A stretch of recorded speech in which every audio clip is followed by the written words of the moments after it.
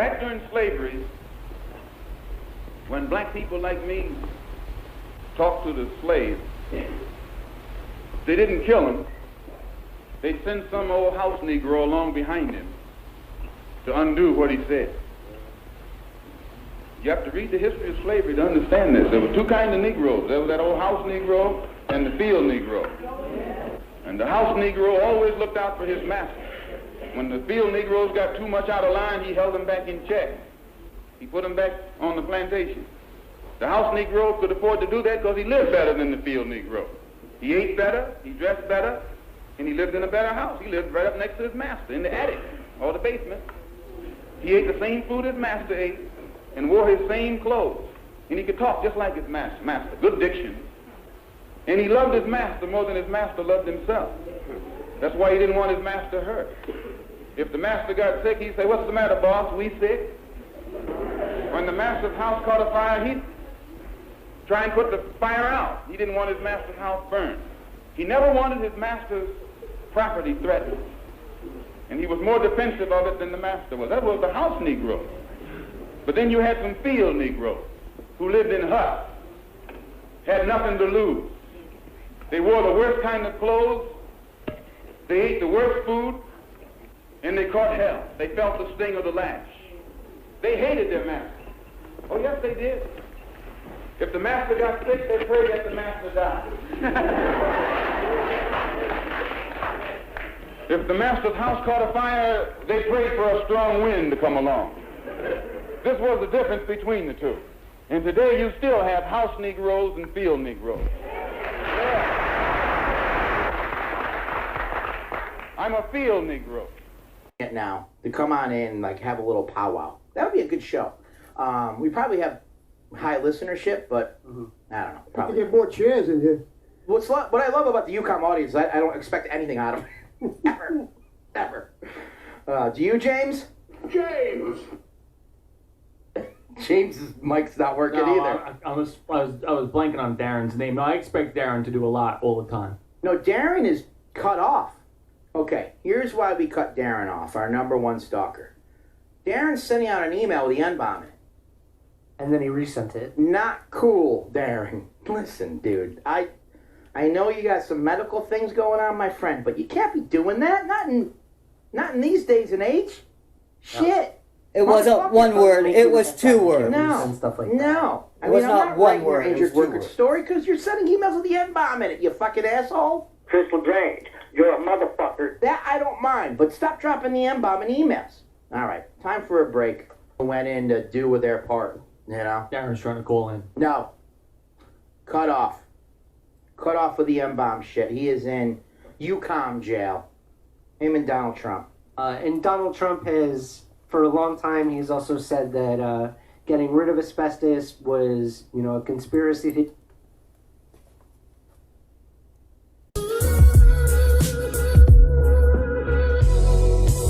Coming to you live from the UCOM Media Studios, it's UCOM Live with Chris LaGrange.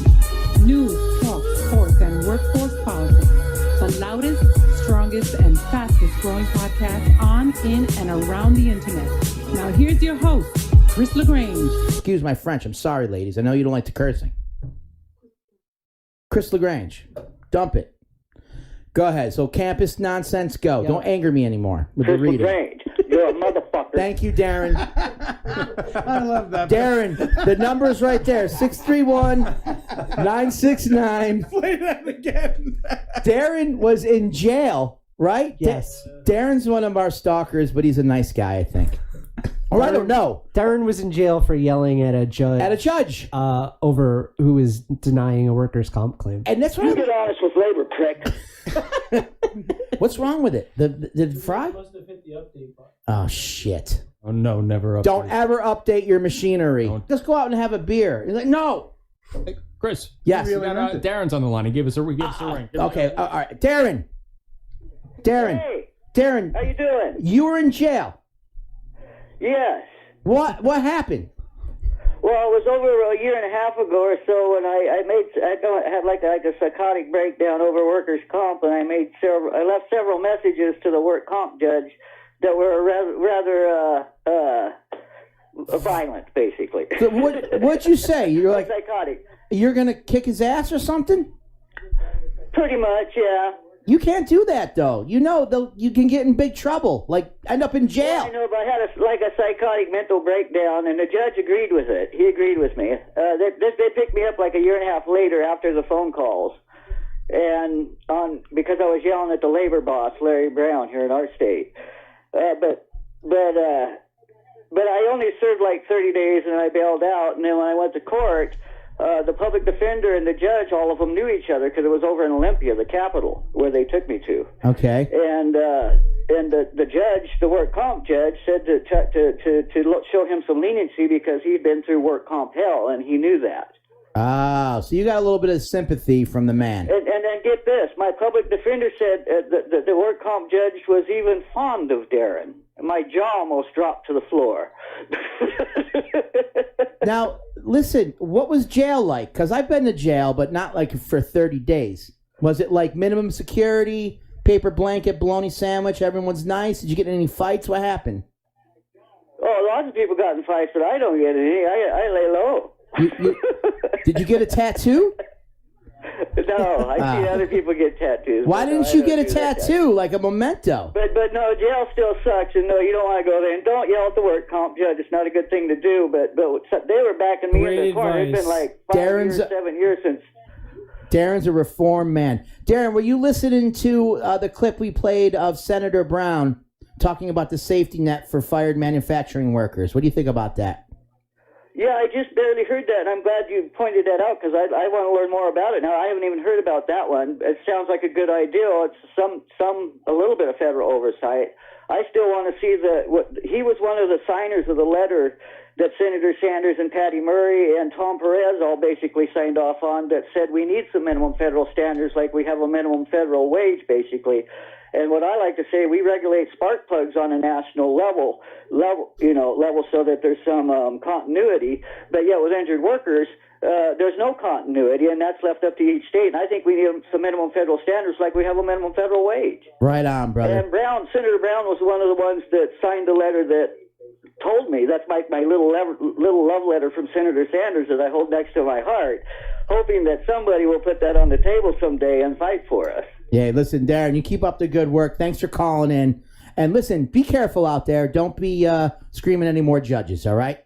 Oh, no, I'm not. And one more thing, Governor Jay Inslee said he's going to look into some of my complaints now. So good. I'm a little happy about that. Keep us in the loop because we will follow this story to the end. Pulitzer Prize winning Yukon blog, okay? And I want to thank you guys for that, too, because you are getting our voices heard, and thank you so much for that. The Injured Workers of America appreciate it. You know, no matter if you agree with federal oversight or not, just getting our voices heard is one big step for us injured workers. That's what it's about, brother. Thank you for calling in, Darren. Okay, have a good one, buddy. To the strikers out there, I want to send some power their way, too. All right. And some good vibes. Good, all right, thanks, good. sir. Thank you, Bye-bye. buddy. All right, right. Take it easy. I don't know if I can handle 30 days in minimum security. Hello, my friends at the United Steelworkers Civil Rights and Human Rights Convention. This is your brother, the Reverend Dr. William J. Barber II. I'm president of Repairers of the Breach and co-chair of the Poor People's Campaign, a national call for a moral revival. Let me first say a word of thanks to our friend and brother, Leo Gerard, and his many, many years of serving as your president. His legacy is powerful and tremendous. And Leo, we thank you. I thank you personally for befriending me and for being a great supporter. And we really don't say you're retiring, you're kind of realigning yourself. Because in the spiritual tradition, those who have served become elders of the movement so that they can continue to give advice and counsel to those that are yet on the front lines. Howdy, folks. My name is Darren Ray Fonso, and I'm talking about injured workers and labor and industries and workers' compensation and how we need some minimum federal oversight to stop a class war on us that Senator Sanders and Patty Murray and Tom Perez all told us we needed as of 4 years ago. Yet today I have tried to get several people on the liberal left and our journalists to all stand up and fight for that minimum federal oversight Senator Sanders and Patty Murray all told us we need, yet nobody from the liberal left will put the minimum federal oversight on the table for the injured workers of America. And today, who I'm calling out is going to be Reverend Barber of this Poor People's Campaign. which claims to be getting our injured workers' voices heard and claims to getting fighting for Medicare for all, which is wrong. Kudos to them for that. Yet, when you fail to stand up and tell the injured workers of America that Section 801 of that Medicare for all bill harms us, then we need to address that. So anyways, today we're calling out Reverend Barber of the Poor People's Movement, or Poor People's Coalition, that seems to be standing up and getting our voices heard of the poor folks. And Reverend Barber, who goes to the U.S. Congress and speaks before our U.S. Congress, yet fails to say any word about the needed federal oversight for America's injured workers. So I'm going to confront Reverend Barber and his people today and ask them why that is. So we got 1-919 432 4103.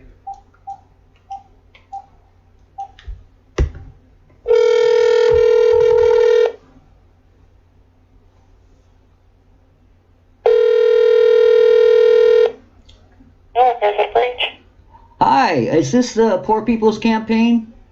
Or part of it? This is Repairs at a Breach. We are a co-sponsor. Oh, okay. And so you're with Reverend Barber? Yes, this is actually his organization. Okay. Well, I have a question for Reverend Barber. Can I leave it with you? Sure. Okay. Well, I'm an injured worker from the state of Washington, and I've been begging for help for the injured workers across this country for some minimum federal oversight that Senator Sanders and Patty Murray and Tom Perez told us we need. And I'm wondering why the Reverend, as he spoke before Congress, isn't talking about this needed minimum federal oversight to stop a class war on America's injured workers. Okay. And if he knows that we have one garbage truck driver in America die on the job every day, and nobody's talking about that. Okay. I can bring that information to his knowledge. Do you have, would you like an email where you can also contact and leave that information with us? Sure. You can use my first and last name at yahoo.com. My first name is Darren, D-A-R-R-E-N, and my last name is Fonso. That's F as in Frank, O as in Oscar, N as in Nancy, Z as in zebra. Slow down, my pen stopped working. That's okay. So you said Darren? Yeah, D-A-R-R-E-N. Fonso. F as in Frank, O as in Oscar, N as in Nancy, Z as in zebra, E as in Edgar, A as in Adam, U as in Unger. Okay. And it's I got it right here at Yahoo, correct? Yeah. Okay. And also you can actually send an email to info@breachrepairers.org. And you could ask your question there as well, okay? Okay. All right, thank you. All right, thanks so much, ma'am. Bye-bye.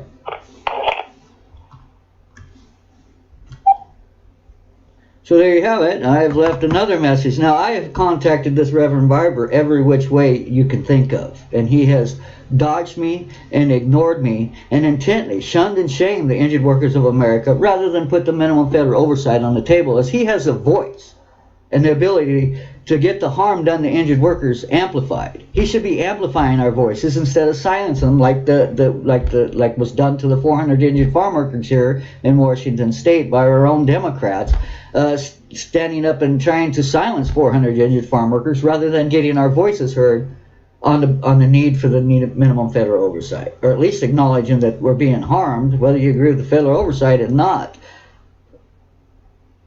Anyways, that was my call to Reverend Barber, and like I say, this is one of several messages that I have left him, and I have slammed him on his Facebook pages and all over the place, and all his people do is run from me. And rather than address the war on injured workers with the needed minimum federal oversight, Senator Sanders, Tom Perez, and Patty Murray all wrote the letter 4 years ago in 2015 and told us that we needed to stop a class war on injured workers. Yet all of these people who claim to represent labor and are standing up for our voices will not put this issue on the table. Thank you.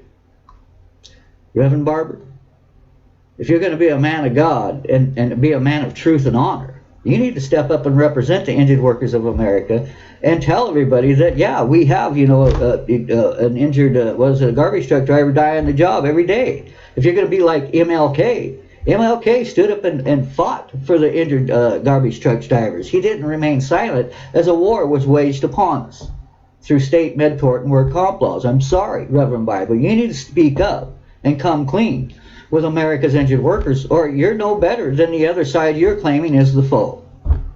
I think you need to take some time and some solace and consult with your higher power, your God, Reverend Barber, and figure out why it is you have decided to side with the bizman rather than the injured workers screaming and crying out for your help in America today. Think about it, Reverend Barber. And this Poor People's Campaign and Gigi Ferguson here in Washington State, who claims to run Moral Mondays here in Washington State, which Reverend Barber is a part of. I'm sorry, folks. There's nothing moral about ignoring a war on injured workers, nor standing up and telling us about the needed minimum federal oversight. There's nothing moral about that Monday or any other day of the week. Went in to do with their part, Darren's trying to call in. No. Cut off. Cut off with the M-bomb shit. He is in UCOM jail. Him and Donald Trump. And Donald Trump has, for a long time, he's also said that getting rid of asbestos was, a conspiracy.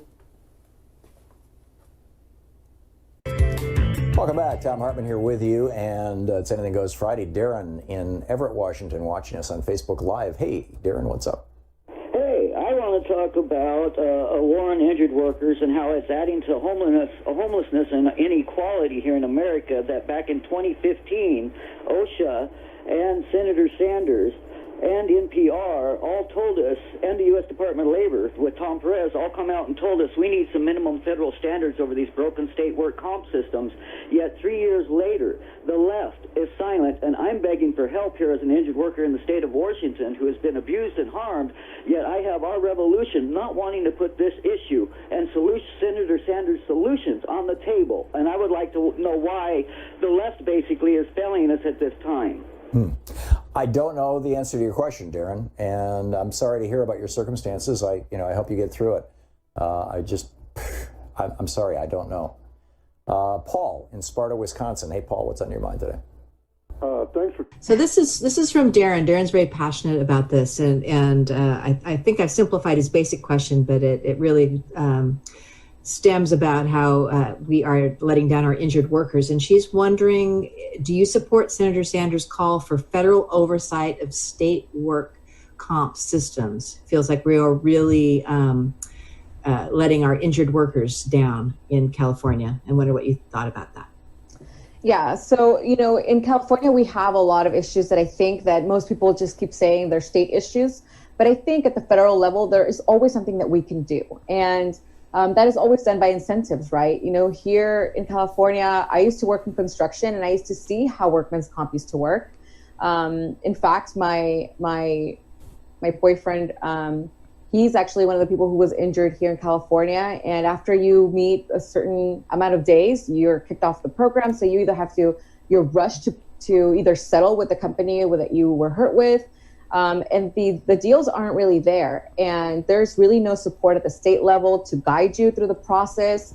And so there's really no oversight. I mean, so a lot of these companies are getting away with really murder. They're paying out people for fractures to their spine, at $10,000, $17,000 when they know that the lifelong care is going to be well into the hundreds of thousands of dollars.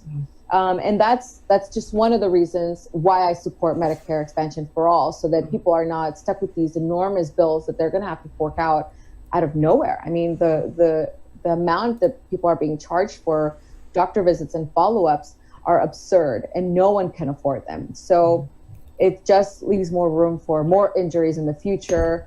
And I believe that we can have some real progress if the federal decides to have oversight in every state. And I'm telling you that because California has higher standards than other states. So I can't imagine what's happening in other states. Yeah. Wow.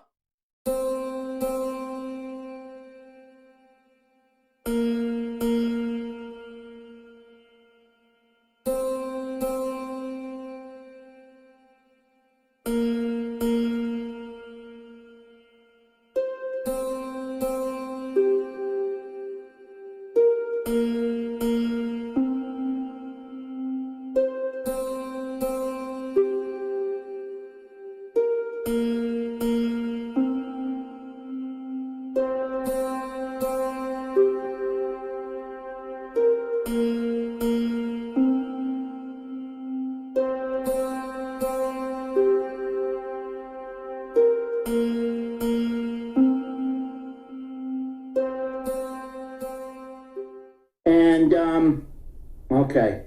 Nah, Darren's on the phone. Darren, what, buddy? We got important guests. What do you need, buddy? He's here right now. You know why we've gone through Labor Day weekend and nobody said about it, one word about a war on injured workers or a needed Fed issue, as we allow the AFT and Reverend Barber to scream louder for Med for All plan that Section 801 leaves our injured workers behind. And I want to know why we are failing the injured workers of America. Chris LaGrange. Now what, Darren, Darren, don't you think that we don't say the word injured workers because you do too much? That what they mean is funding OSHA, which Biden has talked about, as has anybody running for federal government, as well as what, Brian? Also, the COVID gag order. We're talking about that. Brian, I think we and need... also no, Brian, and also Darren. You know, the corporations don't want to be liable if someone gets sick from COVID, and the union community is behind it. Yeah, and they're fighting for a federal oversight and a federal regulations for OSHA in regards to COVID, so that everybody's safe. But Darren, are you talking right now about the people who are hurt right now? No, I'm talking about the ones that get hurt in the future. Okay, so are we? So I'm talking about federal oversight that Senator Sanders told us we needed, and that we've also been told by the United States Congress that we need, and the Research Service, Federal Congressional Research Service. We need this federal oversight. We were told we need this federal oversight, but the Jason Call for Congress, who's running for Congress, won't put my issue on the table because he's busy pushing single payer and Medicare for all instead of my Fed issue. All right, listen, write it up and we'll blog it and we'll target him. I've written it to you already several times and you keep failing to push my issue. I have lawyers behind me saying, Darren, you're correct. All right. And so I am being failed, and so is the union is failing us, Chris. Please step up and speak up. Look up my issue and talk about it. I'll assure you I'll take a look at it and we'll get it out soon. How's that, okay? Okay. Thank you, brother. Sir. Thank you. Have a great day. All right, bye-bye. And be safe. You too. Is that his picture in the cowboy hat? Yes. He is scary. He sounds scarier than he really looks. I agree. Okay. Thanks, James, for having me getting screamed at by my number one fan. It's your dream. Anyway, where were we? So we were talking about we got to get Will on. So what happened was Trump somehow became James's mic's not working either. I was blanking on Darren's name. No, I expect Darren to do a lot all the time. No, Darren is cut off. Okay, here's why we cut Darren off, our number one stalker. Darren's sending out an email with the N-bomb in it.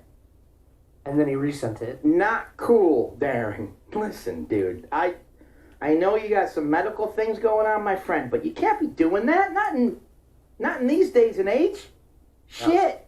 It wasn't one word. It was two words. No. Stuff like that. No. It was not one word. Your injured worker story because you're sending emails with the N-bomb in it, you fucking asshole. Chris LaGrange, you're a motherfucker. That I don't mind, but stop dropping the N-bomb in emails. All right, time for a break.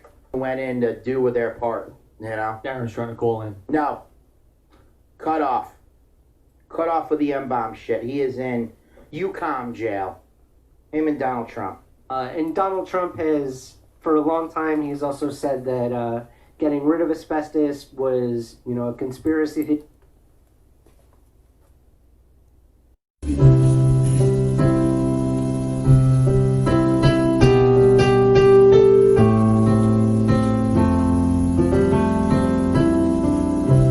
And they become certified.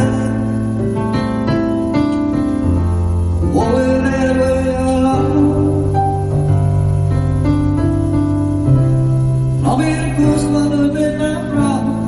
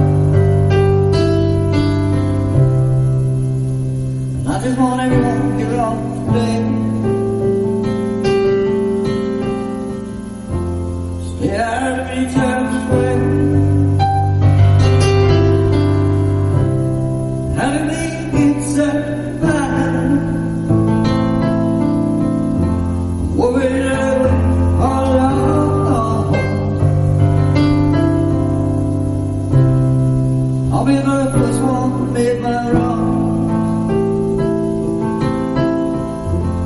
If it comes to this, I'll get